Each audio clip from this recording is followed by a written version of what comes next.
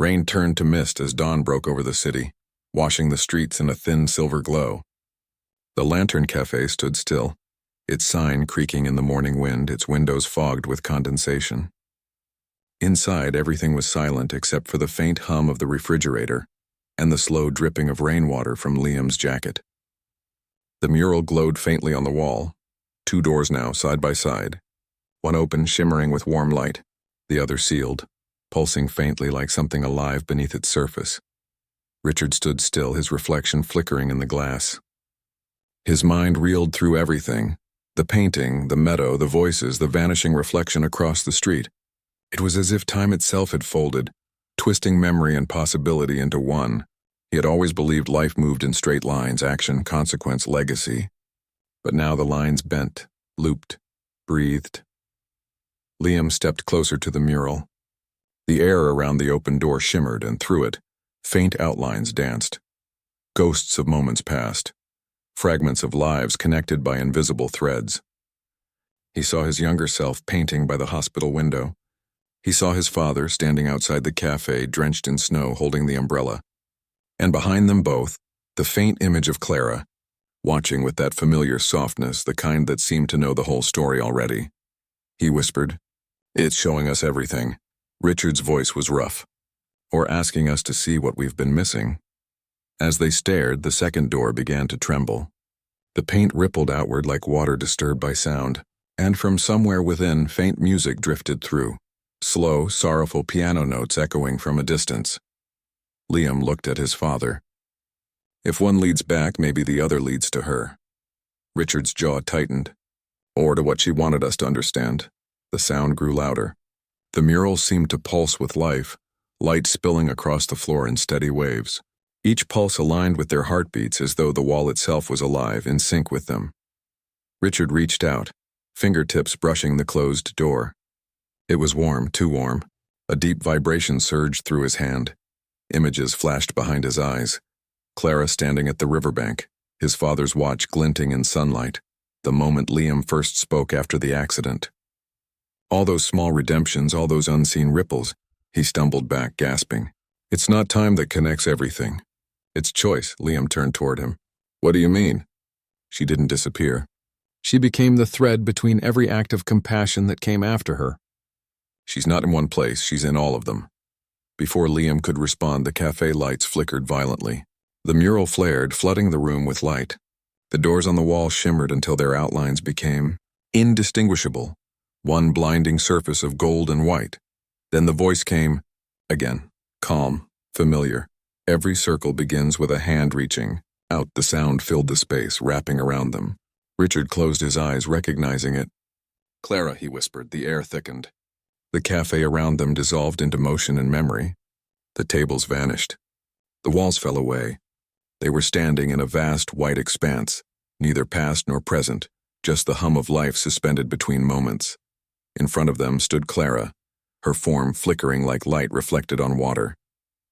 She looked exactly as she had in the painting. The same warmth, the same stillness, but there was something deeper in her eyes now, something ancient. Liam stepped forward.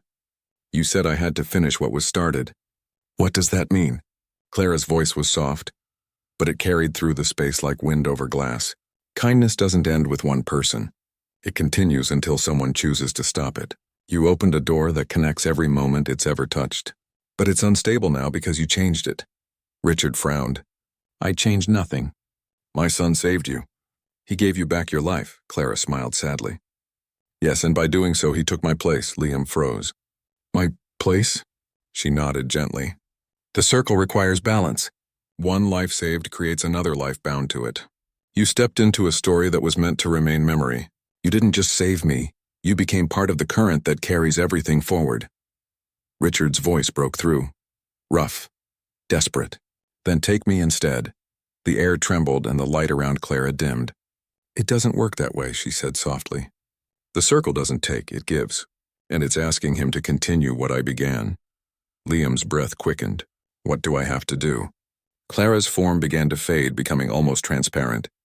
"You'll know when the world asks. When you see someone the way I once saw you." The light flickered again, brighter now, almost unbearable. Richard reached for his son, pulling him close. "I can't lose you," he whispered. Liam turned to him, eyes wet but steady. "You won't. You taught me what she taught you, how to see." The mural reappeared around them, the cafe returning in a wash of color. But now the open door on the wall was collapsing inward, the light dimming like a sunset, fading too fast. Richard tightened his grip. "We're going together. We end this together." Liam looked back at the glowing surface. "It's not an ending." He took a step forward. The air grew heavy, humming with quiet energy. "It's just the next act." Liam, but the boy turned, smiling. "You closed the circle once. Maybe it's time someone opened it." And then he stepped through. The light consumed everything. Richard fell backward as the mural sealed itself shut, the glow fading into silence. The room went still, the only sound his own ragged breathing. He rushed to the wall, slamming his palms against it, calling his son's name. Nothing. Only smooth paint cold beneath his touch. Then the faintest sound. A heartbeat. Slow, measured, coming from inside the wall. Richard pressed his ear to the surface, trembling. "Liam?" A whisper drifted through, distant but clear. "It's beautiful here." Tears streaked down his face. "Come back, please, come back." But the wall remained still. Outside, the storm cleared. The morning sun broke through the clouds, casting long golden rays across the wet pavement. The cafe filled with light, warm and impossibly calm. Richard sat there for a long time, watching the glow on the mural fade. Then something caught his eye, a single brushstroke of color that hadn't been there before. Soft blue, the same shade Liam always used for sky. And beneath it, new letters appeared, faint but certain, CE plus LV. He reached out, tracing them with shaking fingers. The wall was warm again, alive. As the day passed, people began to return. The cafe filled with quiet chatter, with laughter, with the smell of coffee and baked bread. The world, it seemed, had continued without interruption. But those who stepped inside swore they felt something, like the air itself was lighter, like someone unseen was looking out for them. Richard never closed the cafe again. He ran it himself, greeting every customer by name, remembering faces, asking stories. Every day he would glance at the mural, half expecting it to move, to open, to shimmer. It never did. But the light that touched it always seemed different, alive, shifting, as if the wall were breathing in time with the world outside. And sometimes, when the last customer left and the night grew quiet, he'd hear it again, the faint echo of a boy's laughter, the rhythm of brush against canvas, a voice whispering softly through the stillness. "Be kind first." He'd close his eyes, letting the sound fill him. In those moments, it no longer felt like loss.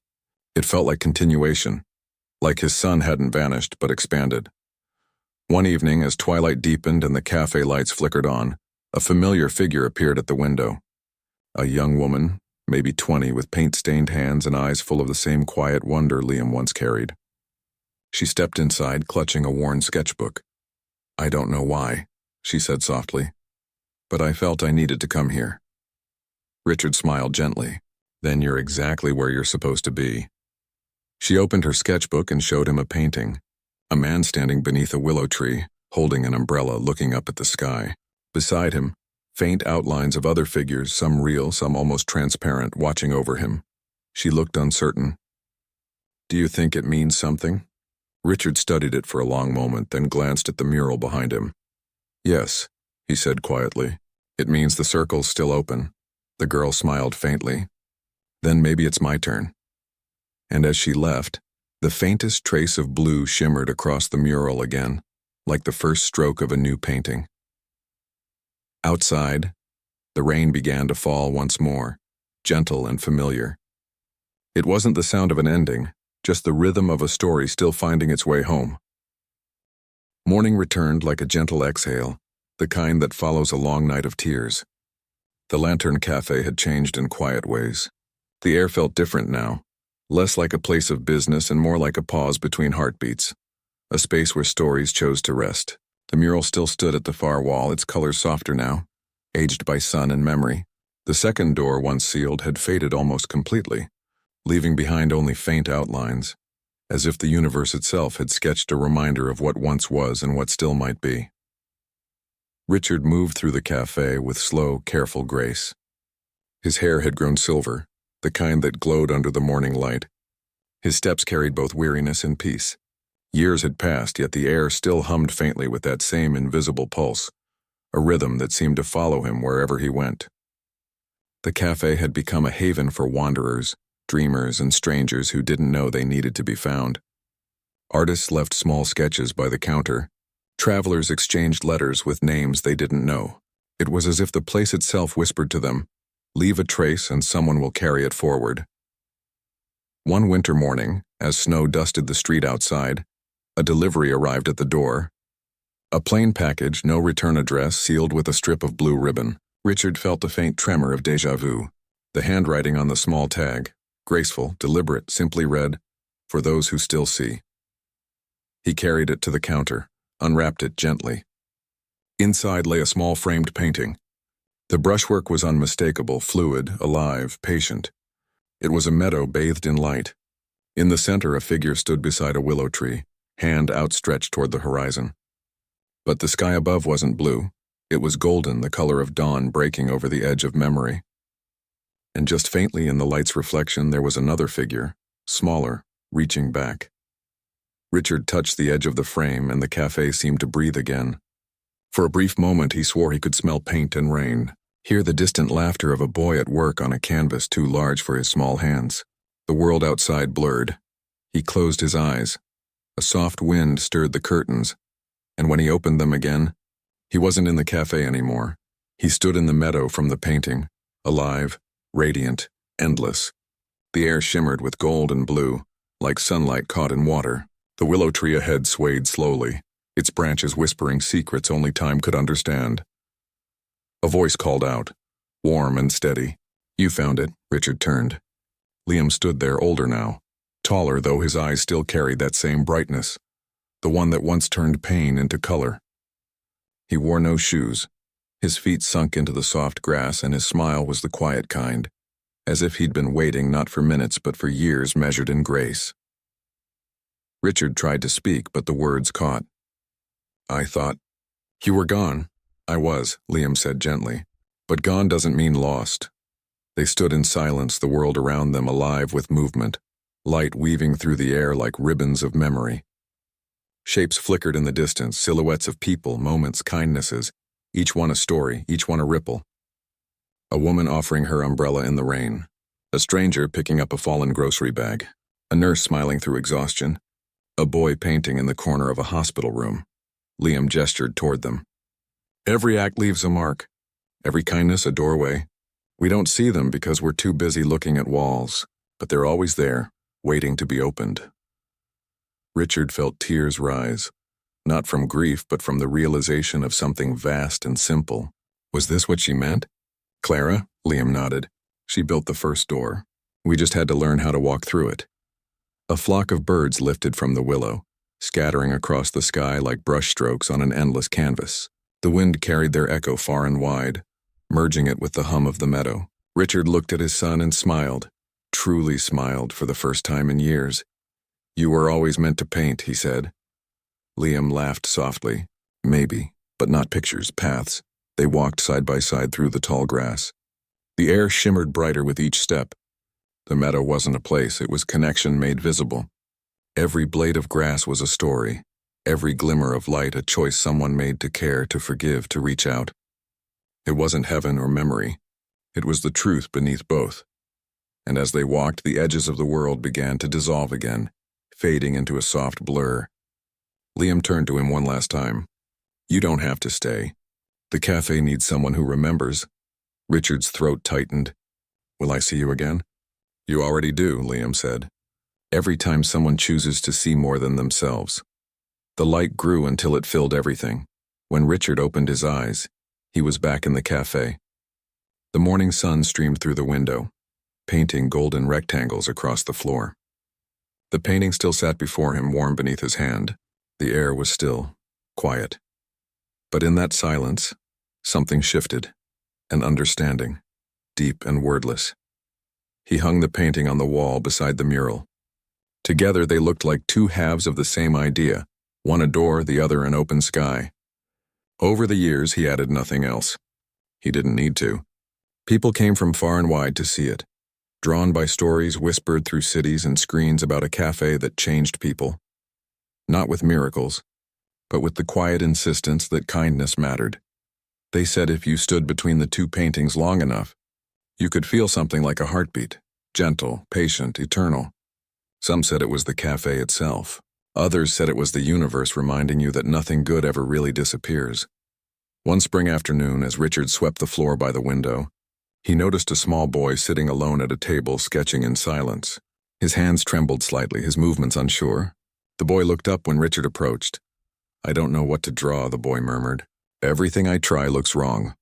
Richard crouched beside him, eyes kind. "Maybe you're not drawing what's in front of you. Maybe you're drawing what you're meant to remember." The boy frowned. "How do I do that?" Richard smiled. "Start with light. It's always there, even when you can't see it." He left the boy to his work, and when he returned later, there was a small painting on the table. A cafe bathed in golden light, a man sweeping the floor by the window, and on the wall, a mural with 2 doors, one open and one waiting. The boy looked up shyly. "Do you think it's okay?" Richard's eyes softened. "It's perfect." And somewhere, faint and familiar, he thought he heard laughter.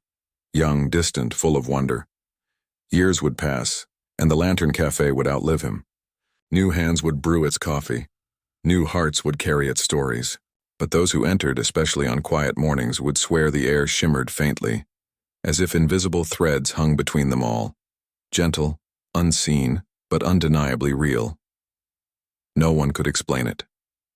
Some said it was the acoustics. Others said it was imagination.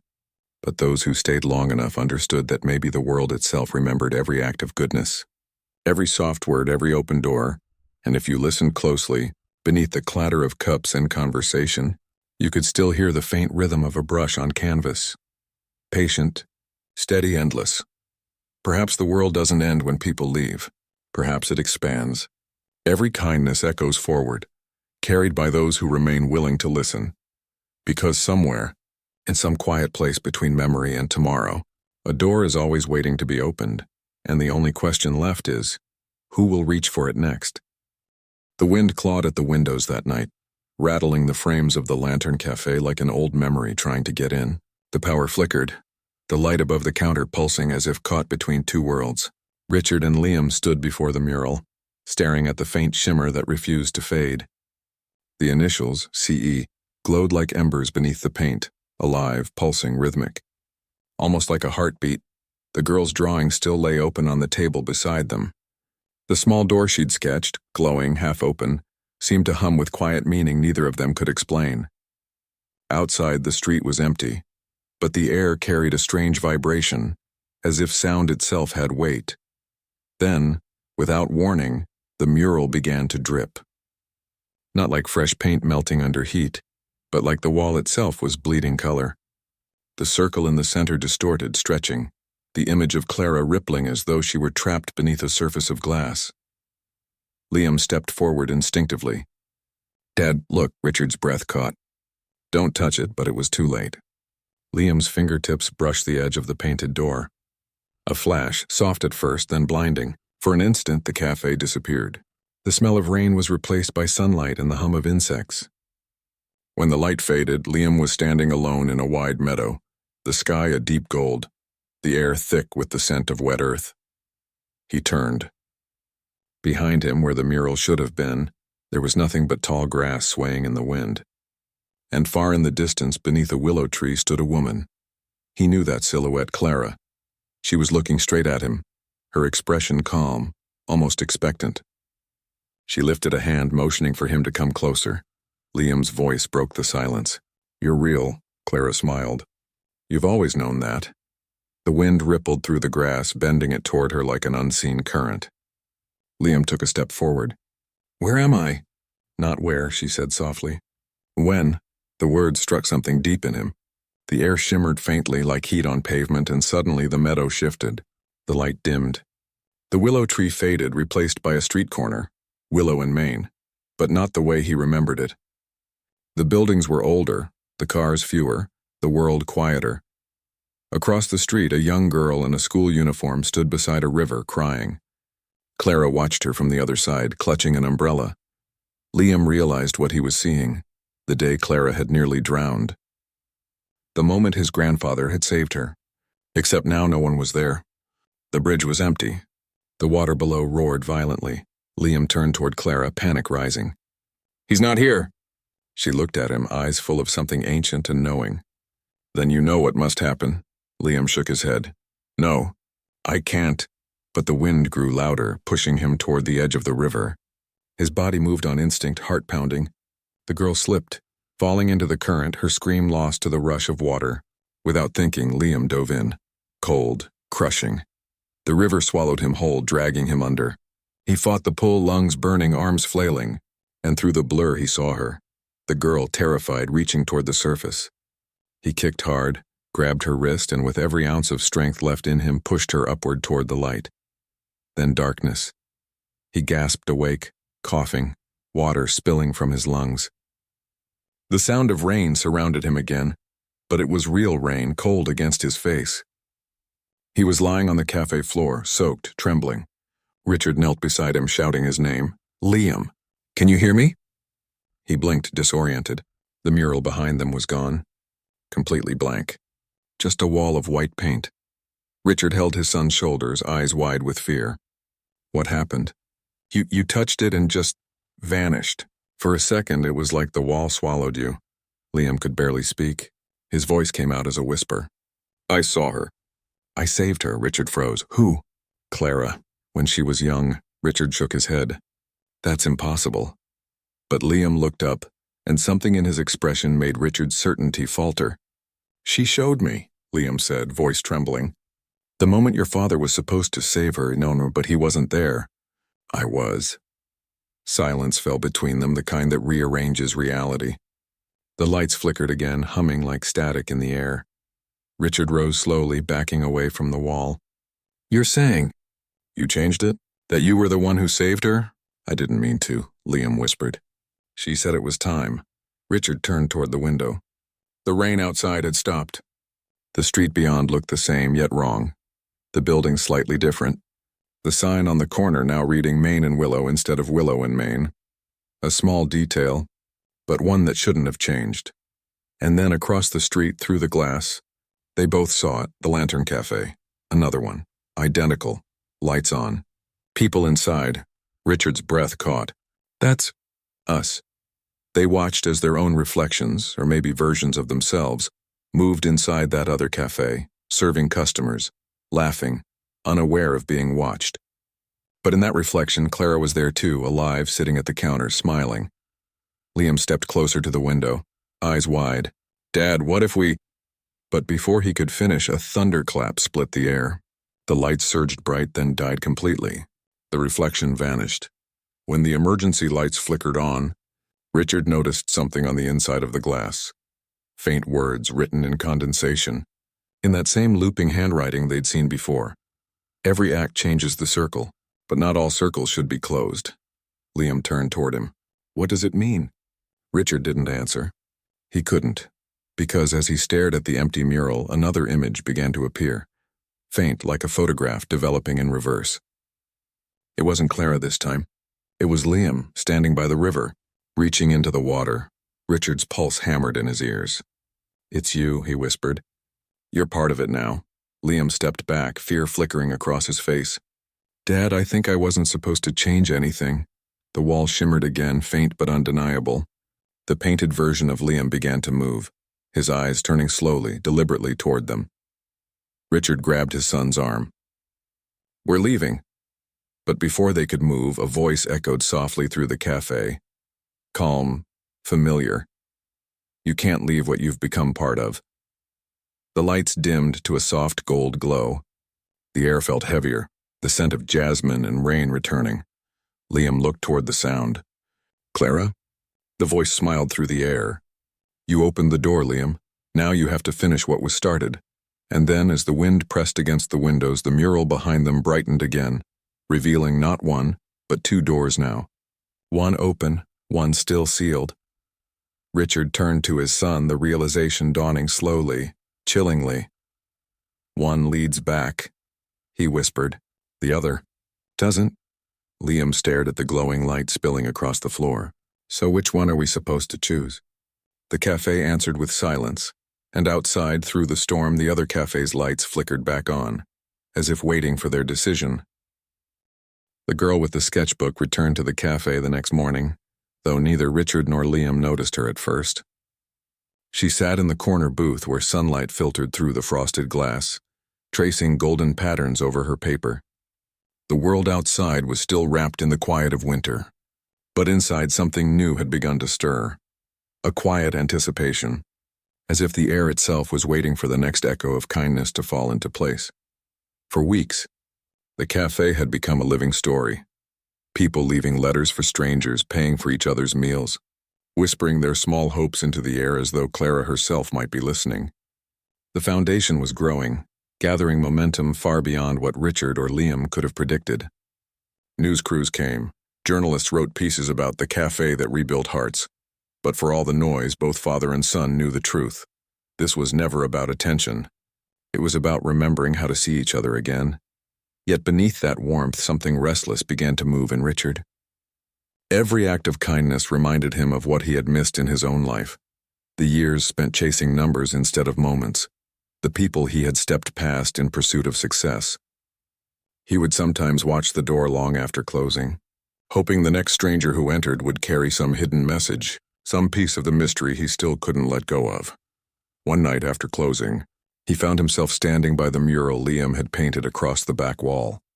A swirl of faces and moments woven into a single luminous circle. In the center, Clara's painted figure stood between two hands, one small and childlike, the other aged and weathered. Richard traced the brush strokes with his fingertips. The paint was dry, but it still felt alive. Then he noticed something strange, a small signature hidden in the lower corner. It wasn't Liam's. The letters were thin, deliberate, and written in a looping style that felt oddly familiar. CE 2025. He frowned. Liam hadn't signed it that way. In fact, Liam hadn't even painted this section.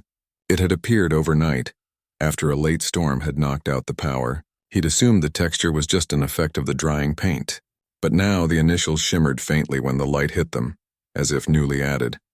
The next morning he showed it to Liam. "Did you see this?" Liam squinted.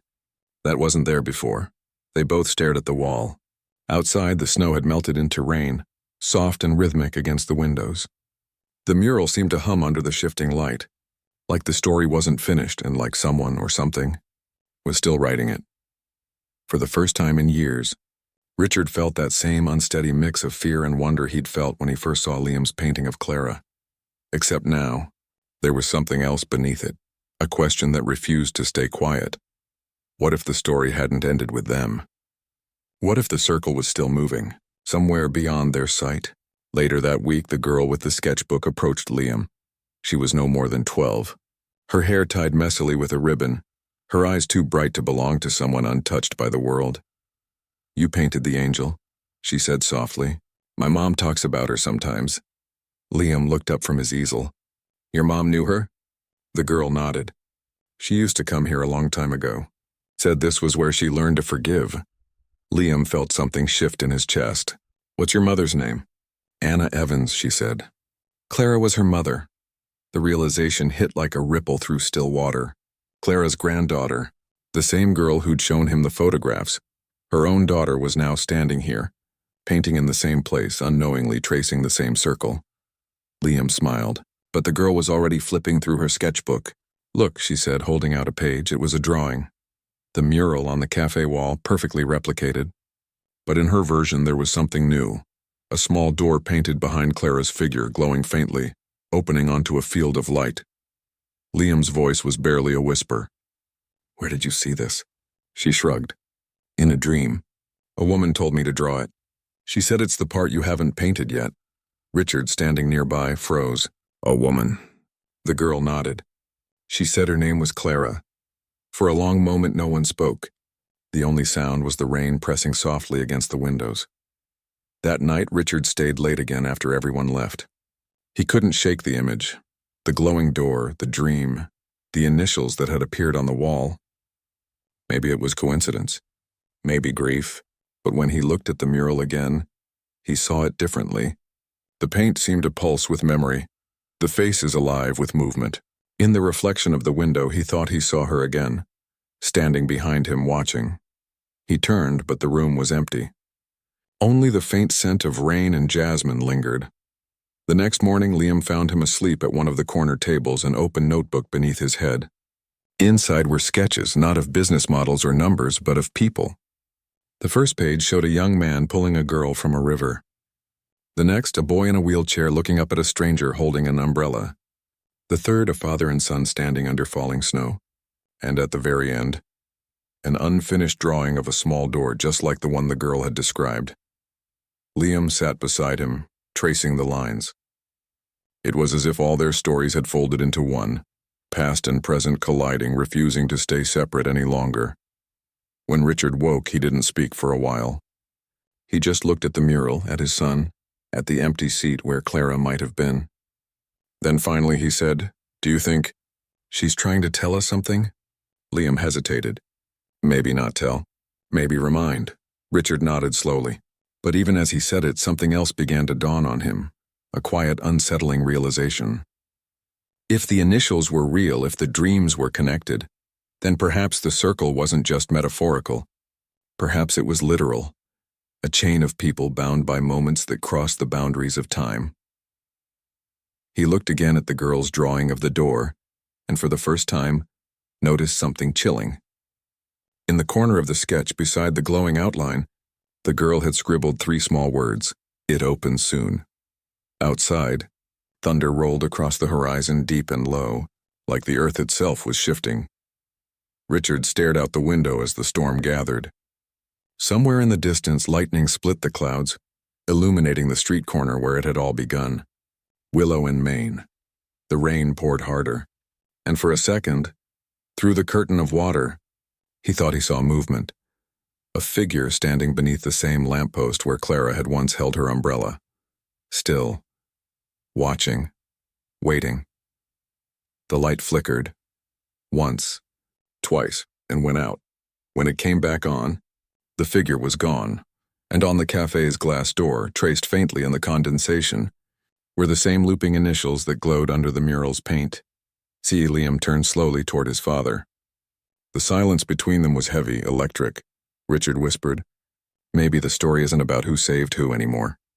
Liam's eyes lifted toward the mural, where the paint now seemed to shimmer as if alive. "Then what is it about?" he asked. Richard exhaled, his voice trembling. "Maybe it's about what happens when the circle finally opens." Outside, the storm deepened, and somewhere, unseen, a door began to creak. Years passed, but the question never left Richard's mind. It haunted him in boardrooms and quiet hotel rooms, in the sterile echo of private jets and the murmur of crowded galas. Who had once saved her? The woman had vanished like mist. No trace, no digital footprint, not even a surname. Every investigator he hired came back empty-handed. At first it was obsession, but over time it became something quieter. Not a search for a person, but for the meaning behind her disappearance. What kind of life gives birth to that kind of kindness? Liam's art career had flourished. His story, The Boy Who Painted His Angel, had become a global symbol of hope. His paintings sold for millions, but he lived simply. His studio overlooked the same skyline his father once ruled from. Yet despite the fame, he still painted alone at night, windows open, listening to the hum of the city as if waiting for something or someone to return. One evening, while sorting through boxes of old canvases in his studio, he found an old sketchbook from the hospital days. Between pages of unfinished faces and trembling brush lines, there was one page different from the rest. A quick pencil sketch and of a small cafe, a street corner, and beneath it the faint outline of a woman handing an umbrella to a boy in a wheelchair.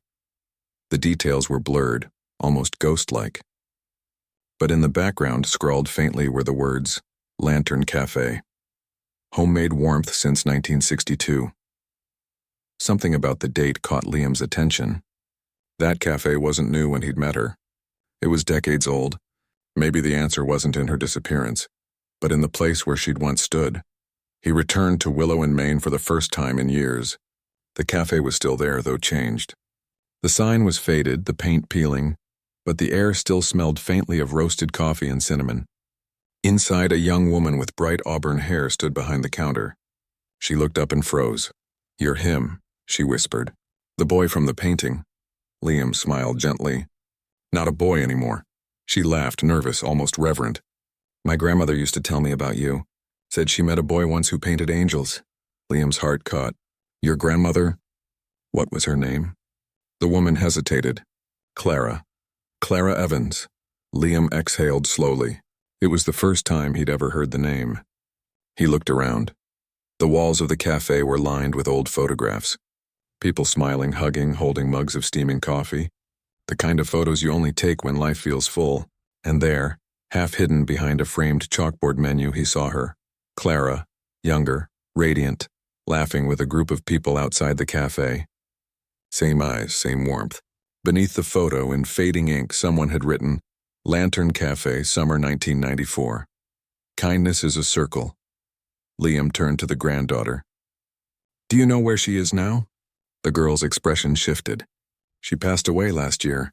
The air seemed to still. "She never talked much about herself," the girl continued. "But she told stories, gowns about people she'd met. Strangers she helped. She said kindness doesn't end where you give it.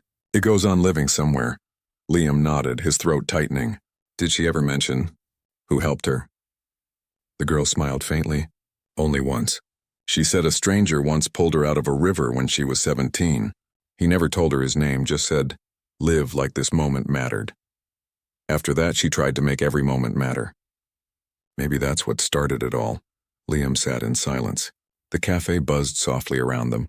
The hiss of steam, the chatter of customers, the rhythm of life continuing. He looked again at Clara's photo, her arm around someone cropped out of frame. "Do you still have this original?" he asked. The girl nodded. "In the back room. It's old, but I can show you." She disappeared behind a curtain, leaving Liam alone. The world outside blurred against the window.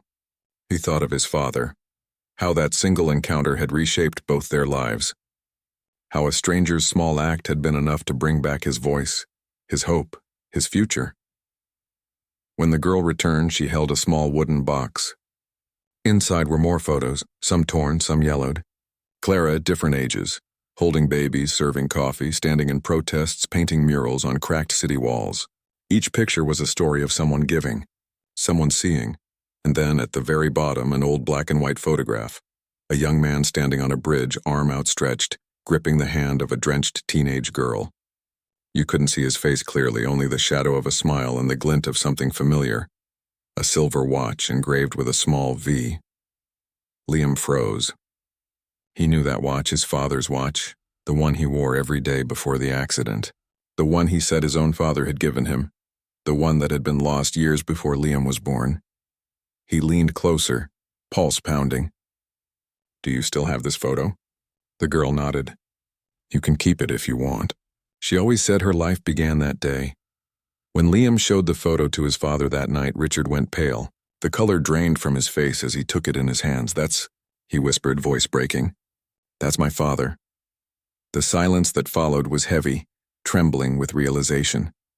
Richard's father, Henry Vale, a man who'd grown up poor, vanished during a flood when Richard was young. He'd been presumed dead. But what if... Richard sat back, the weight of memory crashing in. He must have been traveling through that area. He never talked about it, never said a word. Liam watched his father's expression change from shock to grief to something close to awe. She was saved by him. Richard murmured, "And years later, she saved us." The connection was so fragile, so impossible, and yet it made perfect poetic sense. Kindness looping through generations. Unseen but unbroken. For days afterward, Richard couldn't sleep. He found himself walking through his late father's old belongings. Letters, photos, pocket watches, things he'd never paid attention to before. He found an old journal, its leather cracked, its pages brittle with time. Inside, written in shaky handwriting, was a single entry dated July 12, 1974. "Pulled a young girl from the river today. Said her name was Clara. She smiled through the fear. Told me she'd make this moment count. I hope she does." The ink had bled slightly, but the words were still legible, simple, unadorned, and pure. Richard sat there for hours, staring at those lines. For years he'd believed his family's story began with tragedy, with loss, ambition, and guilt. But now he saw it differently. It had always begun with kindness. It just took a lifetime to trace it back. In the months that followed, Richard and Liam reopened the Lantern Cafe. They restored the walls, repainted the sign, filled the place with the same warmth Clara once carried. They started a foundation in her name, a quiet fund that paid for small acts of compassion, hospital art programs, community shelters, anonymous gifts. Every cup sold came with a small note under the saucer, handwritten in looping cursive. Kindness is a circle. Sometimes when Liam painted in the cafe's back room, he felt a presence, not haunting but guiding. The light through the window seemed softer there, the air tinged with something unexplainable, like memory made tangible. One afternoon, as he worked on a new piece, a mural depicting the chain of moments that had led them all here, he noticed something in the reflection of the cafe window. A woman sitting by the corner table. Older now, dressed in gray, watching, smiling. For a heartbeat, he thought it was her. Clara. He blinked, and she was gone. He stepped outside, scanning the street, empty. Only the sound of the wind, carrying faint echoes of laughter from somewhere he couldn't see. He looked down. On the cafe step lay an umbrella. Old, faded, its handle carved with a small, deliberate engraving. For when someone else needs it. He picked it up slowly, the air thick with a strange familiarity. It was the same umbrella. The same one she'd once placed in his hands when he was just a lonely boy in the rain. Richard came out moments later, and the two stood there in silence, father and son, bound by an invisible thread that stretched across time, memory, and grace. Neither spoke. They didn't need to. The message was clear, imprinted not in words but in the spaces between them. The circle had closed, and begun again. But as Liam turned the umbrella in his hands, a faint tag fluttered loose from its strap, a piece of paper so old it looked ready to dissolve. He caught it before the wind carried it away. In neat handwriting, a single line. "If you found this, it's your turn now." Liam looked up at his father. Snow began to fall again, slow, gentle, deliberate, just like that day years ago by the hospital window. Richard smiled faintly. "Looks like she's still painting, huh?" Liam laughed under his breath, eyes glistening. "Yeah, just with different colors." And as the snow swirled around them, father and son stepped out onto the street, carrying the umbrella between them, a relic of the past, a promise for the future. Neither noticed the small shadow at the corner of the cafe, a little girl watching them from across the street. Eyes wide, a sketchbook clutched to her chest. She turned the page and began to draw. A man, a boy, an umbrella, and a tiny note beneath it. "Be kind first." The world kept moving, unaware that another circle had just begun. What if a single painting could rewrite the past, heal a broken family, and expose a kindness no one ever noticed? The boy sat by the hospital window, his thin fingers trembling as they guided a brush dipped in blue. Outside, snow fell in slow motion, like the world itself was holding its breath for him. His name was Liam, 10 years old, wheelchair-bound since the accident that took his mother. He hadn't spoken in weeks. Doctors called it trauma-induced silence. His father called it heartbreak. On the table beside him sat an untouched toy car, a gift from a man too busy to notice his son's eyes no longer lit up. Richard Vail, billionaire CEO of Vail Dynamics, a man who could buy anything except peace of mind. His life was a checklist of success, yet he couldn't bring himself to look at the boy who reminded him of everything he'd lost. But that day, something changed. The nurse had left a blank canvas beside Liam, hoping art therapy might reach him where words couldn't. And slowly he began to paint. First the outline of a face, then a shape of a smile, soft, kind, almost glowing. Every stroke seemed purposeful, as if his hands remembered something his lips refused to tell. When the nurse returned hours later, she froze. On the canvas was a woman, not his mother, not anyone from the hospital. Her eyes were gentle, her hair caught in a beam of imagined sunlight. She was smiling at him like she knew his pain and forgave it. Beneath the portrait, in shaky letters, he wrote one word: Angel. That night, for the first time in months, Liam slept peacefully, The next morning, Richard walked into his son's room after another endless board meeting. He looked tired, expensive, and hollow. The painting caught his eye. Something about it and the warmth, the life, made him pause. His son looked up at him, eyes pleading, almost begging him to understand. "Who is she?" Richard asked. No answer. Only silence and the soft hum of hospital machines. Richard turned to the nurse. "Did anyone come by? Any volunteer therapist, anyone?" She shook her head. "No one knew. He painted her from memory, I think. Memory." The word hit Richard like a spark in the dark. His son hadn't left the hospital in months, so who could he have seen? Over the next days, the painting became all Liam wanted to look at. He'd smile faintly when someone mentioned her. The angel. Richard had the image scanned and enhanced, determined to find this mystery woman. Not because he believed in miracles, but because he was desperate to feel something again. He sent copies to private investigators.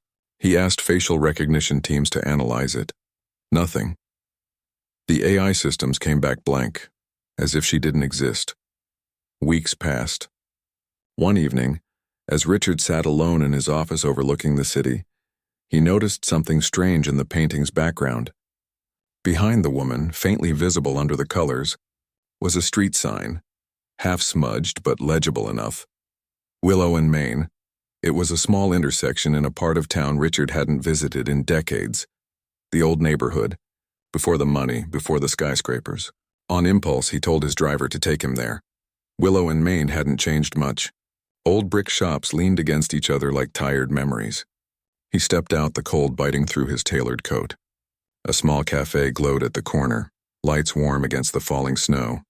The Lantern Cafe. He walked in. Bells chimed softly. The scent of coffee and baked bread filled the air. Simple, human, real. And then he saw her, the woman from the painting. She was wiping down tables, humming under her breath, her hair tucked behind one ear just like in the portrait. For a moment, he thought his mind was playing tricks, but when she looked up and met his eyes, the same kindness, the same quiet strength, he knew. "Can I help you?" she asked, a touch of curiosity in her voice. Richard hesitated, unsure how to explain. "You might have met my son," her brow furrowed. "Your son?"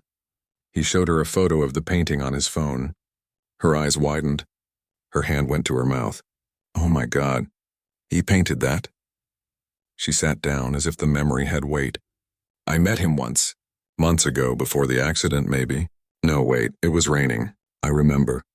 He was outside a clinic, waiting alone in his chair. His father was late, I think."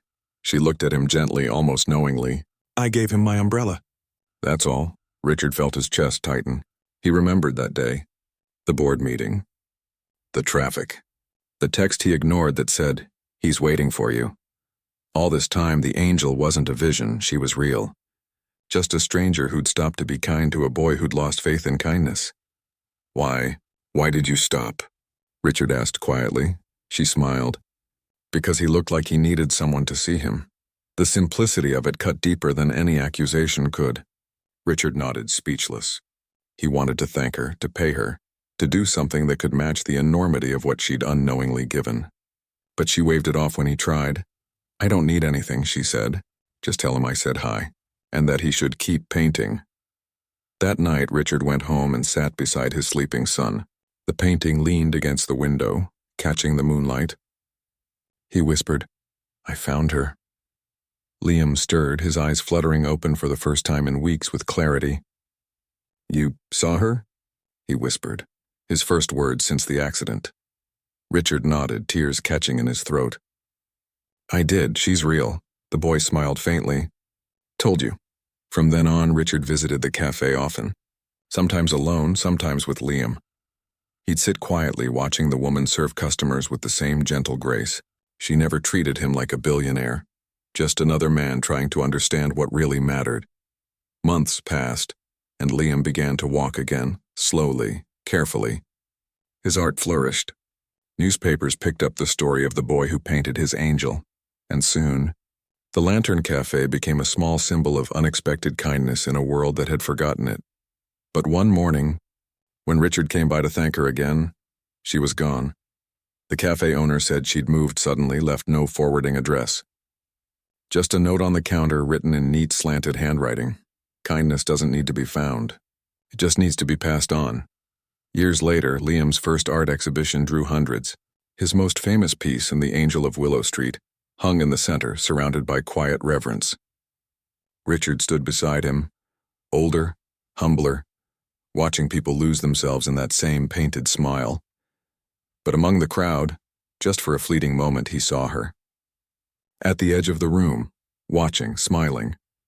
And then she was gone again, like she'd never been there at all.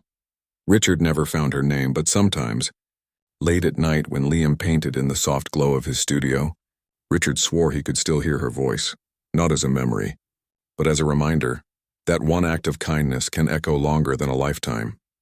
And somewhere, beyond all the noise and success, he finally understood, some angels don't wait for heaven. They just walk among us, unnoticed until a child paints them back into the light. But one question still lingered in Richard's mind. Long after the applause faded, long after the lights dimmed, if she'd saved them both without even knowing, then who had once saved her?